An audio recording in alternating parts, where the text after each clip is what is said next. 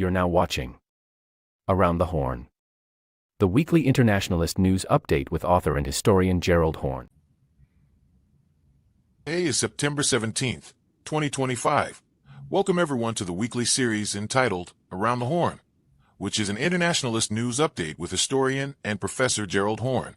Dr. Horne's latest book, which is available on the International Publisher's website, is entitled The Capital of Slavery, Washington, D.C., from 1800 to 1865. Dr. Horne is also a permanent guest on the radio show, The Horne Report, which airs on Black Power 96 Radio on Sundays at 3:30 p.m. Eastern Time, and Dr. Horne also hosts a radio show entitled Freedom Now, which airs on KPFK 90.7 FM in Los Angeles on Saturdays at 11 a.m. Pacific. And replays of both shows can be found on the Activist News Network. And check out the latest edition of Around the Horne, the Around the Horne Substack, entitled Notes from Around the Horne, which is a weekly list of some of the articles reviewed by Dr. Horne in preparation for each week's show. The link can be found in the description of this show. Dr. Horne, thank you for coming back on the show, and welcome back to Around the Horne. Thank you for inviting me. As we go around the horn, I want to ask you about the death of Charlie Kirk. On September 10th, 2025, Charlie Kirk, one of the highest-profile conservative, right-wing media personalities and influencers in the U.S., was fatally shot while addressing an audience on the campus of Utah Valley University in Orem, Utah, also known as Happy Valley. While engaging with an audience member about mass shootings in the United States, Kirk was shot in the neck. In the wake of Kirk's death, Trump and company have not only assigned blame to the so-called radical left, but they have, quote, vowed to dismantle the left. And on the morning after Kirk's death, multiple historically black colleges and universities across the country went on lockdown based on terroristic threats. In response, U.S. Senator Chris Murphy of Connecticut warned that we should all, quote, pay attention. Something dark might be coming. The murder of Charlie Kirk could have united Americans to confront political violence. Instead, Trump and his anti-democratic radicals look to be readying a campaign to destroy dissent. And like clockwork, Washington Post columnist Karen Attiah, the last remaining full-time black opinion columnist at the Washington Post, was fired over a series of social media posts about gun control and race in the wake of the death of conservative activist Charlie Kirk. Dr. Horne, what is your reaction to this news, and how concerned should we be that the death of Charlie Kirk will be used to put the black scare/red scare tactics that we have been discussing for weeks now into overdrive? We should be very concerned. This Charlie Kirk murder may be akin to the Reichstag fire in Germany in the 1930s, which served as a crackdown for a further attack and assault on the organized left, leading to an acceleration of fascism. In that regard, breaking news, Jimmy Kimmel, the television comic and night show host, was just suspended indefinitely by ABC, which, recall, paid in the millions unnecessarily a judgment fee to Mr. Trump after George Stephanopoulos, one of their hosts, was cited for the proposition that Mr. Trump committed a sexual violation, which technically he did not do, but actually he did commit. And so we need to step back for a second and analyze this Charlie Kirk incident, because in some ways it's a prism through which we can examine U.S. imperialism in crisis, and also examine and inspect what it may do as it enters its death throes. First of all, with regard to the lockdown of historically black colleges and universities, I'm sure there are those in our audience who are scratching their heads, since the suspect is not black. There were hardly any black people in the audience when Charlie Kirk was shot in Utah, which has a microscopically small black population. But I think that what that reveals and what it exposes is that the right wing use any pretext to attack the black community, not least because they perceive the black community, as used to be said in the 18th century, as an intestinal foe of the status quo, since we had a penchant for rebelling against slavery, and a similar penchant in recent decades in rebelling against police terror. And so we should not necessarily see our community as being exempt from this thrust towards fascism. I should also say that Mr. Kirk himself was a stalwart foe of Black progress.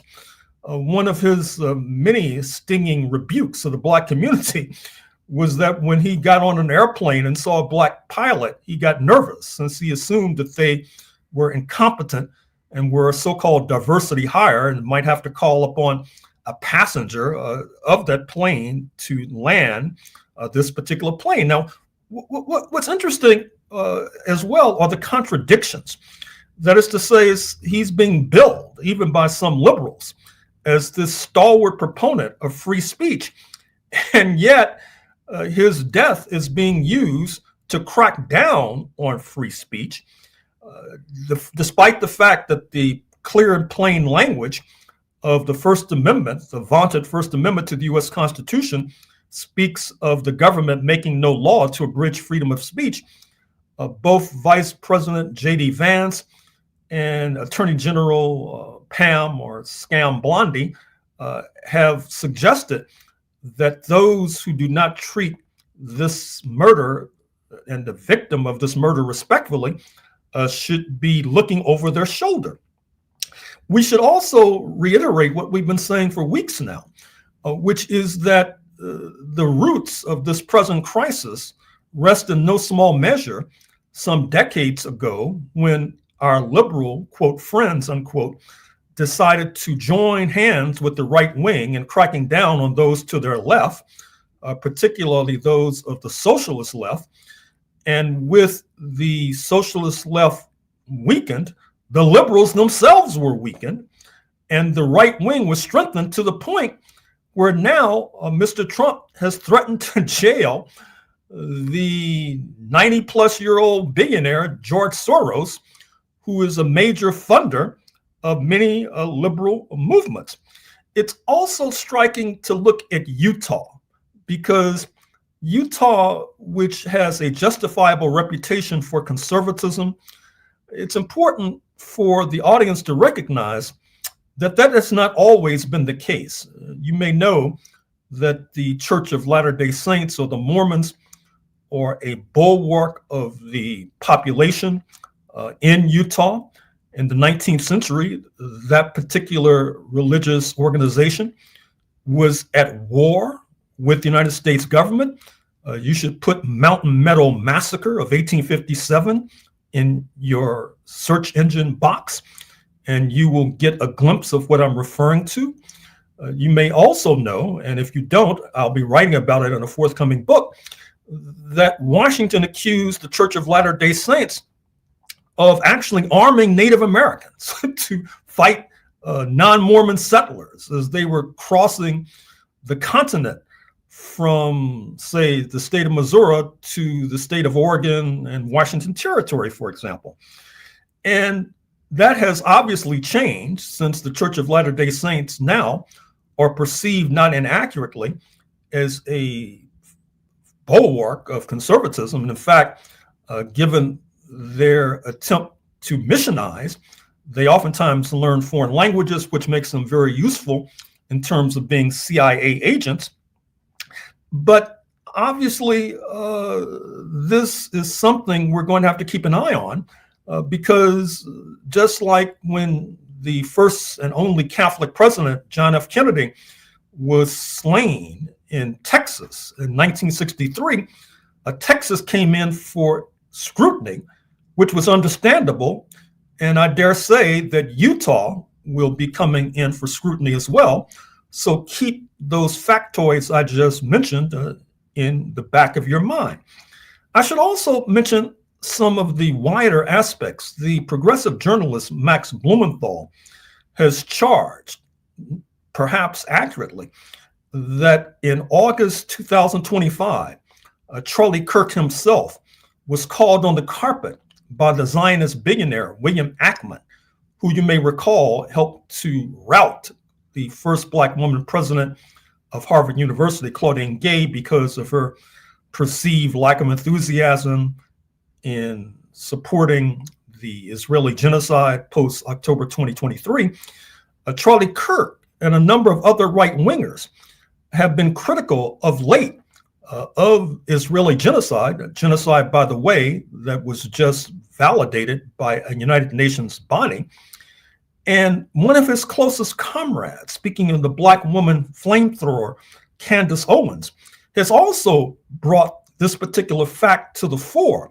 That is to say, this growing rift between some on the right, like Mr. Kirk and Candace Owens, and the pro-genocide faction of the U.S. right wing and the U.S. ruling class. Now, I don't bring this up to cast doubt on the official narrative about who was supposedly responsible for the killing of Charlie Kirk, but it's something we need to keep in mind, because we may be able to play on the contradictions between and amongst these different factions of the right wing to our benefit.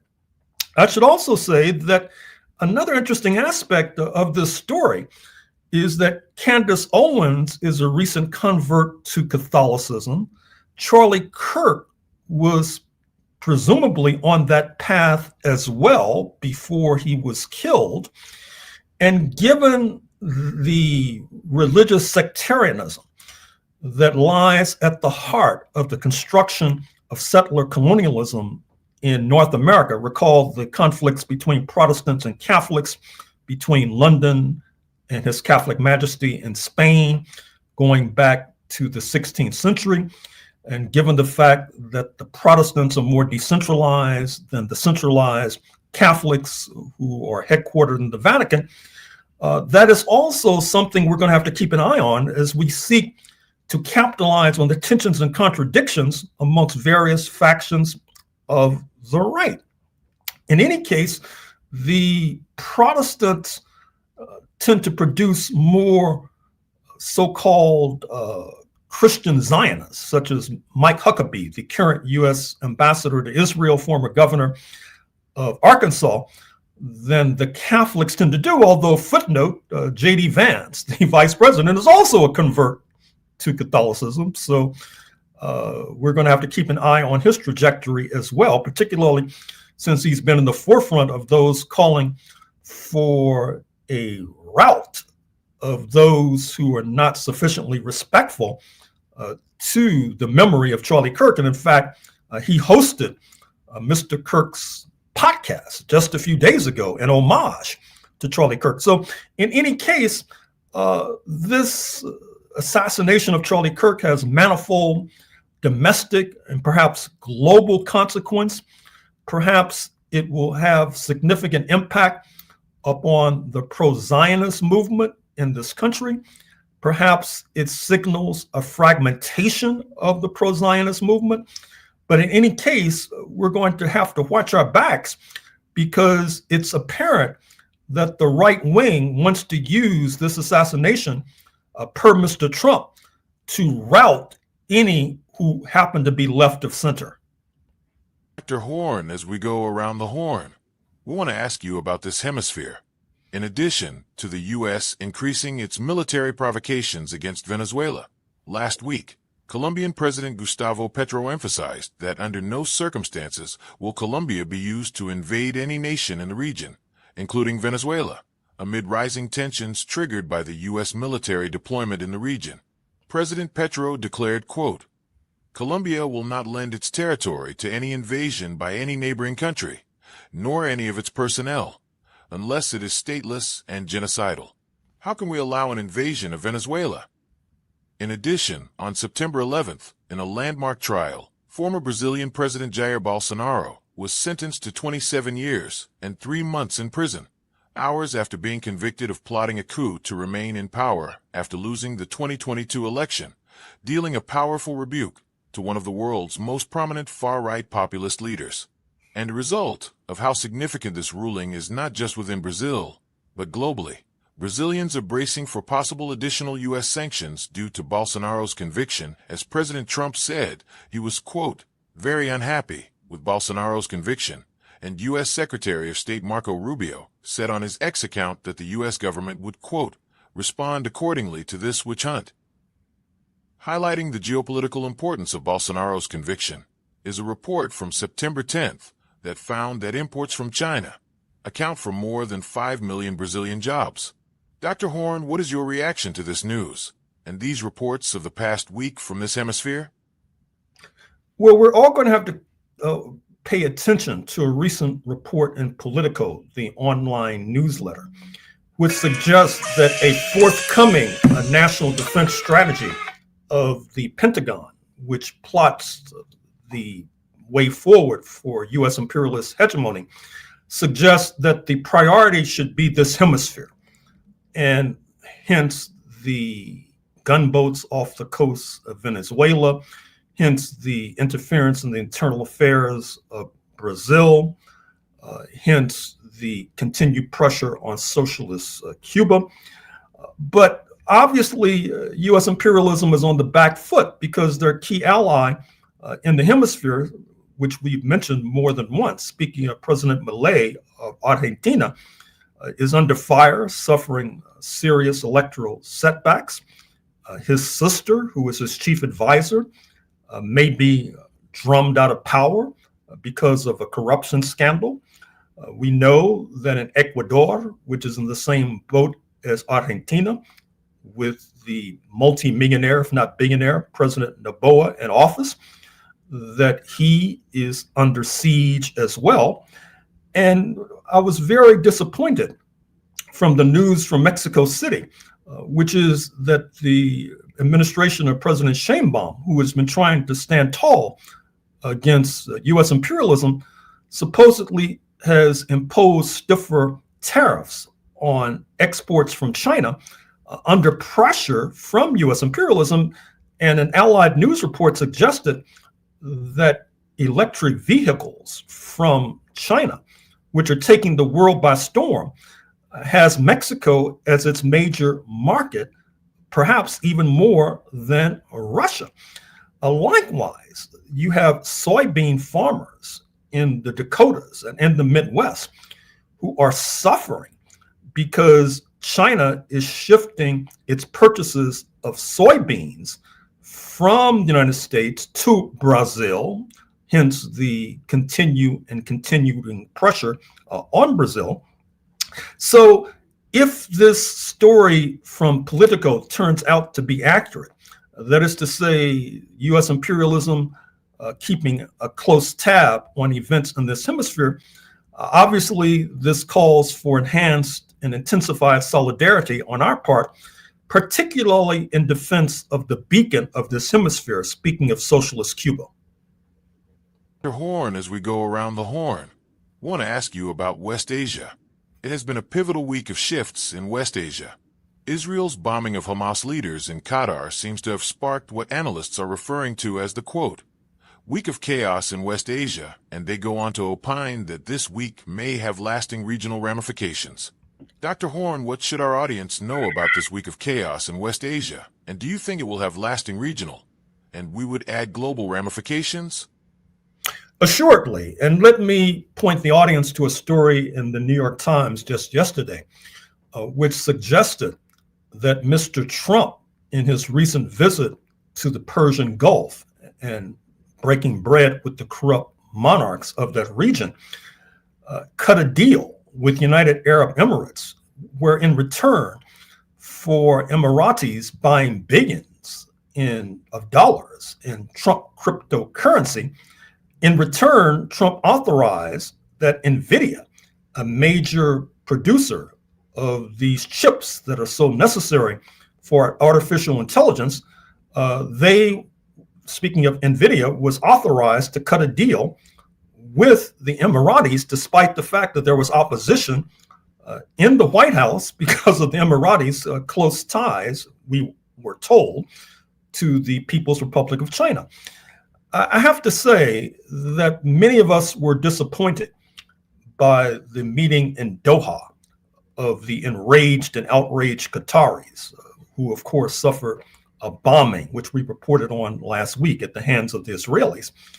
perhaps intentionally, 58 different countries from the Arab League and from the Islamic world were invited to this gathering. And I say perhaps intentionally because when there are so many cooks in the kitchen, it's difficult to follow a recipe to come up with the kind of program that would call for concerted action against the Israeli outlaws. And that is precisely what happened, even though I think it would be a mistake to ignore some of the fire-breathing rhetoric that came out of this meeting. For example, President al-Sisi of Egypt referring to Israel as a, quote, enemy, unquote, which is something new and perhaps may portend a different strategy.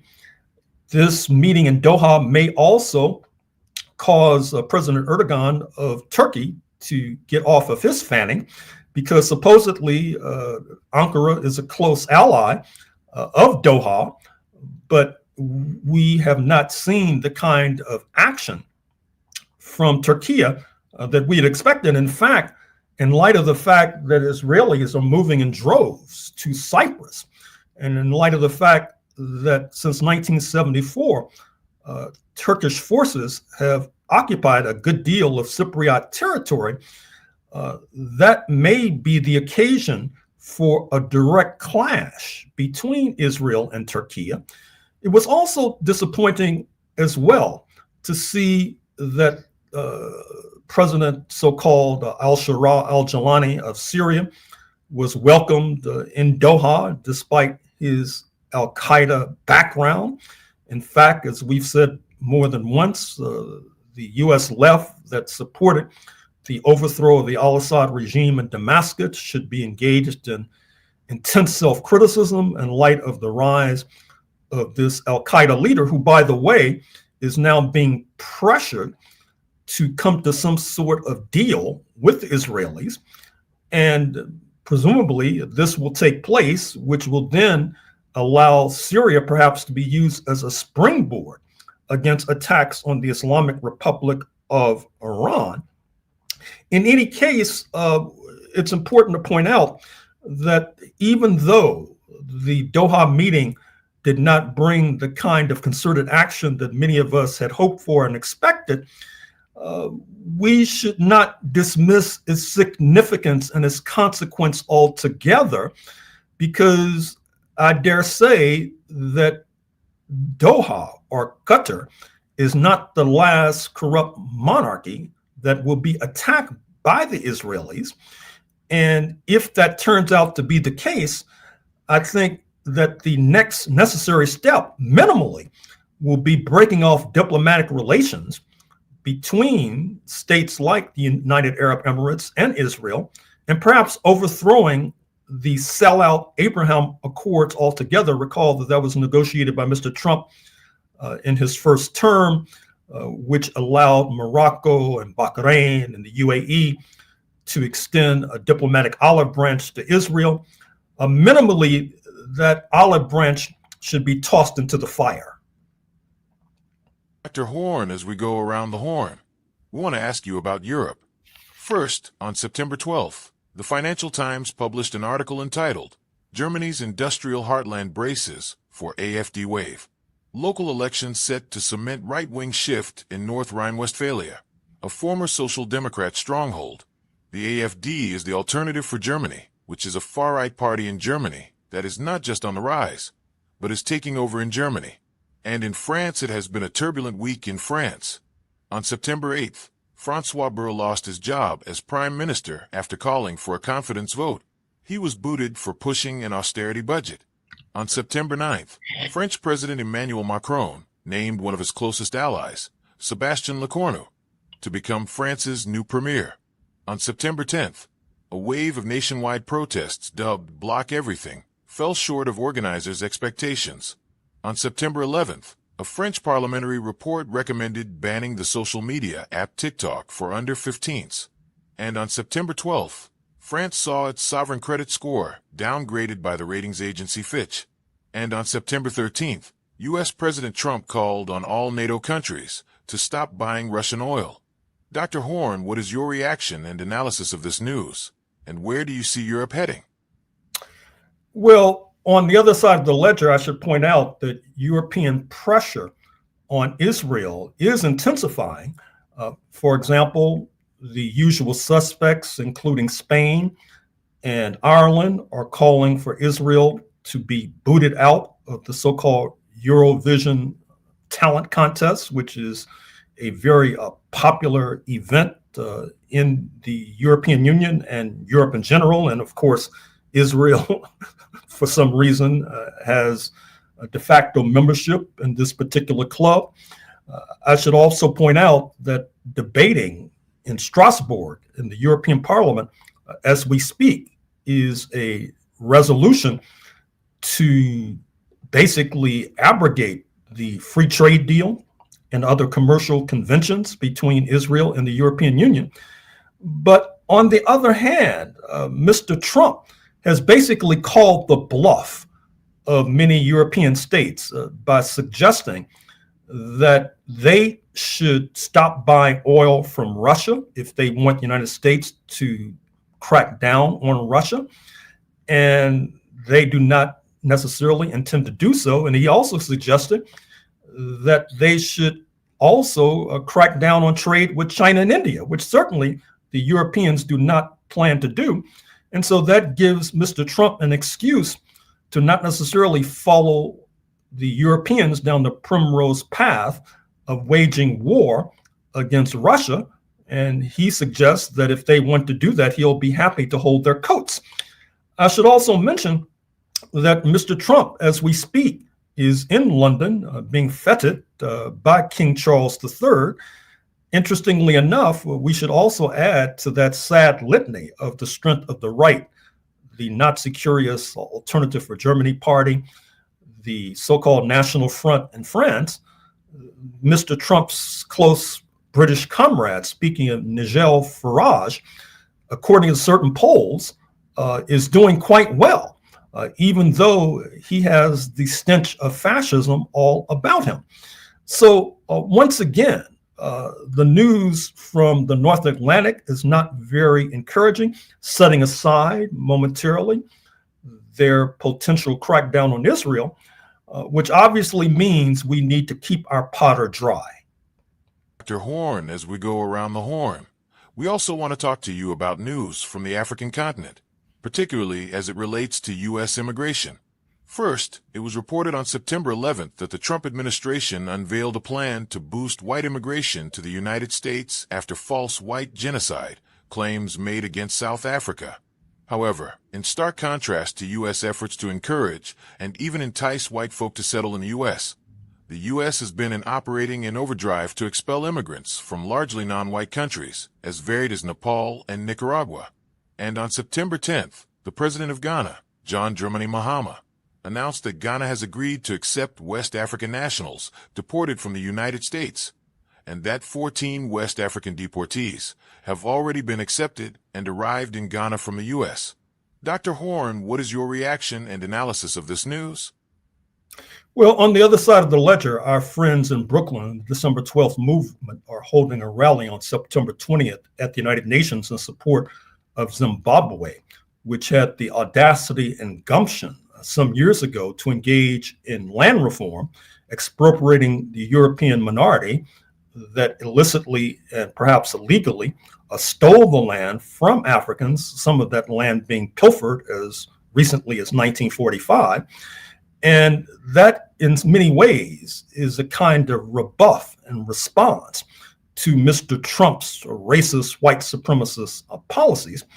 But we should keep in mind that our friends in West Africa, setting aside Ghana for the moment, are under intense pressure right now. I'm looking at the Sahel states, for example, which have been forced into uncomfortable compromises with Morocco, because Morocco offers an outlet to the sea for these landlocked states, speaking of Niger, Mali, and Burkina Faso. And Morocco, in many ways, is the major placeman of U.S. imperialism and French imperialism. Recall, we already made reference to their signatory, being a signatory to the so-called Abraham Accords, the sellout deal to Israel. On the other side of the ledger, the spouse of Laurent Gbagbo recalled that he has been a staunch opponent of President Ouattara in Cote d'Ivoire. Madame Gbagbo apparently has been authorized and has passed muster to run for election against President Ouattara. It seems to me that many Ivoirians will be supporting her candidacy. And certainly, if she is able to pull that upset, it will be something worthy of salute. But I'm afraid we've reached the end of the road.